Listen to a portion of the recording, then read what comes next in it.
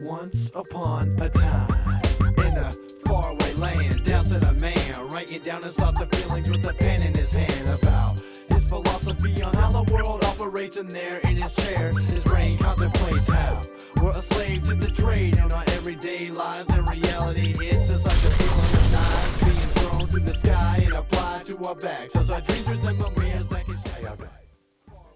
Good, good. Real quick. Where you're at, just put your hands on your desk and close your eyes.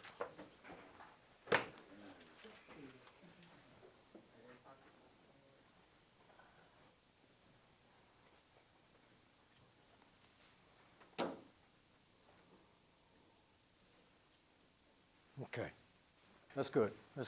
We did that exercise before, correct? Yes. And what did we learn from that, Tiana?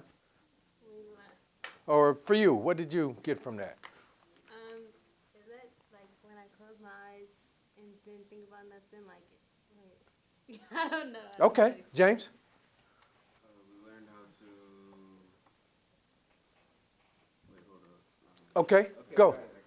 Well, actually, I didn't really learn anything from it. I remember when we were doing it, like, I kept opening my eyes to see what you were doing. Okay. So, like, I think I learned that, like, I should just, like, relax and then not try to anticipate as much. Relax and not anticipate as much. Go. Take a break. Who else?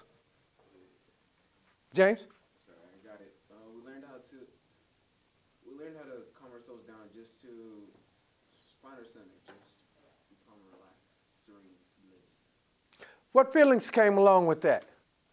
When I asked you to close your eyes and you're like, man, I don't want to, this dude is off the, I don't want him to do that stuff. Some of you probably got that, right? But what other feelings came up? Tired? Hungry? Curious? Anxious? Not knowing what to expect? When the brother was up here and your classmate was doing the class, what was going through your mind? Let me help him. No, really? Really? And without a shadow of a doubt, I'm not going to even think twice. She didn't even think twice about being willing to help him. See, you got to have that in playing ball or doing the homework. She just gave us a brilliant answer. The two that got the good score, I'm putting you on blast, but I'm putting you on blast for a reason, is that the teamwork that they did in developing and coming up with a strategy or a game plan, and inside of you, did you guys say, we're going to get the best score from Ms. Frankenberg? When that day you took the test, yesterday or whenever it was, did you guys say to yourself, I'm going to get the best score, we're going to get the best score in the class? We weren't thinking about getting the best score, we were just getting a good score for ourselves. Okay. And as it turned out, by them saying, I'm going to get the best score for ourselves, it turned out to be the best score in the class. How does that make you feel? You got a big old smile on your face. How does that make you feel? You don't know how it makes you feel? I mean, I didn't expect it. You didn't? Why not? Because I usually don't really care that much. I walk down the road, I see a black hole, and because I've been for so many years, I know it's a black hole in the middle of the road, and I'm not used to going around the black hole or going over the black hole. I just know it's a black hole there, and I've been conditioned to going and getting that same grade, and I can't do any better, so I'm just going to go and get in the black hole. I'm just going to go and sit in the black, right? And then what you find out, what did you learn about yourself? That I don't have to go and get in the black hole just because it's a black hole, and I've been conditioned to going down the road and getting in the black hole all my life. I don't have to do that anymore. How does that make you feel knowing that you don't have to go and get in the black hole anymore? That's what you learned. You will never be the same. That's expand and explode. That's expand and explode. That's what we do. In an essence. She will never be the same, her horizon. Even if she wanted to go back, even if you wanted to go back to that little place of going down, you will never, you can't. Because now you know that you will never have to go back to that black hole.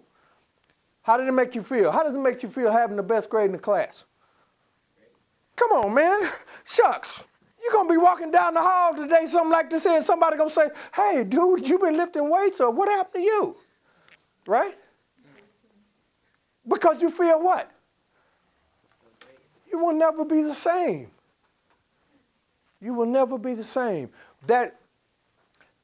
Now, the challenge is, or the thing is that Doc was sitting here saying that, was it a challenge? Or the thing that I give you guys is, when we come in and somebody sit and say, Doc will hear somebody say the word hard.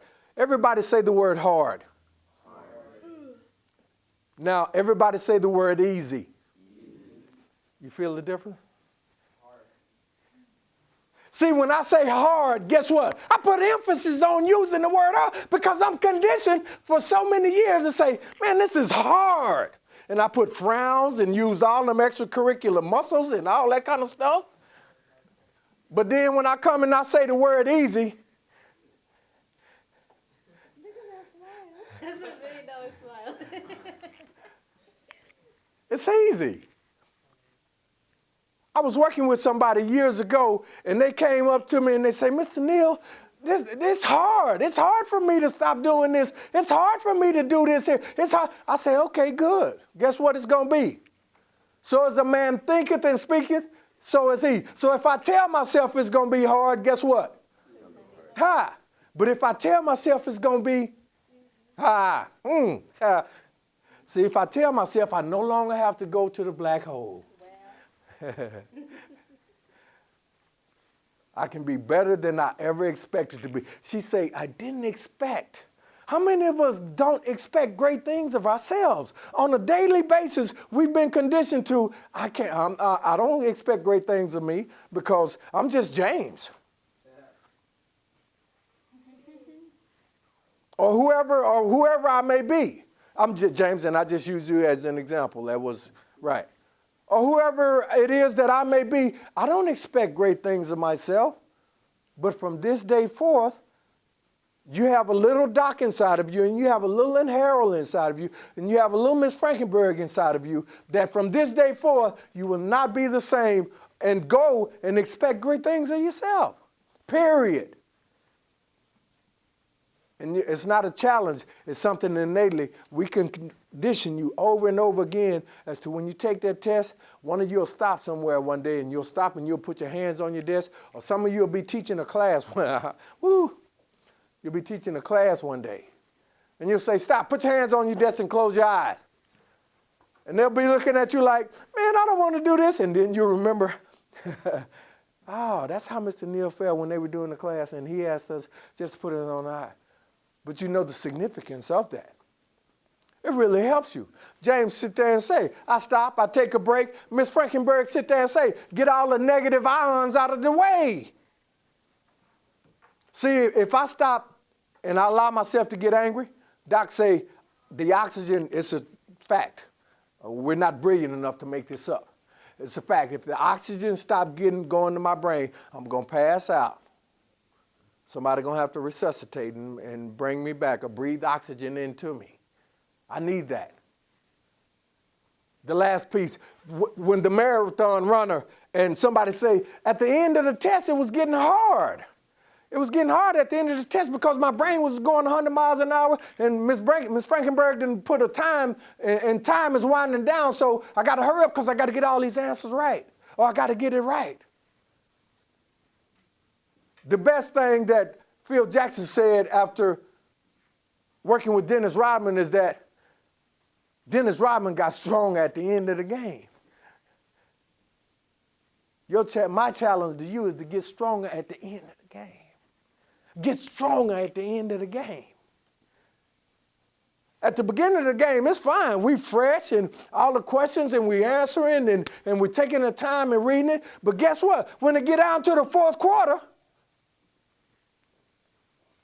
when the game is almost over, when time is almost out, and I'm sitting and I'm rushing, I get frustrated. Time is winding out and I get angry, I get confused. James used the word confused. Condition myself so I get stronger at the end of the game. How many of you wrote the paragraph and gave it and turned it in? Because I did ask you to write the paragraph. Paragraph about the Mona Lisa? No, not about the Mona Lisa, about what has transpired and what has changed for you since Doc and I have been coming here and working with Ms. Frankenberg and working with you. What has transpired? One of the things that's transpired, expand and explode. Another thing that's transpired is stay ready so I don't have to get ready. Another thing that has transpired is practice like you play. All that conditioning piece. Another piece come up. Mr. Neal told us to do this old silly piece thing of putting my hands on there and close my eyes so I can hear myself. So I can hear myself. So I can hear myself, feel myself. So I can understand of who I am and where I am.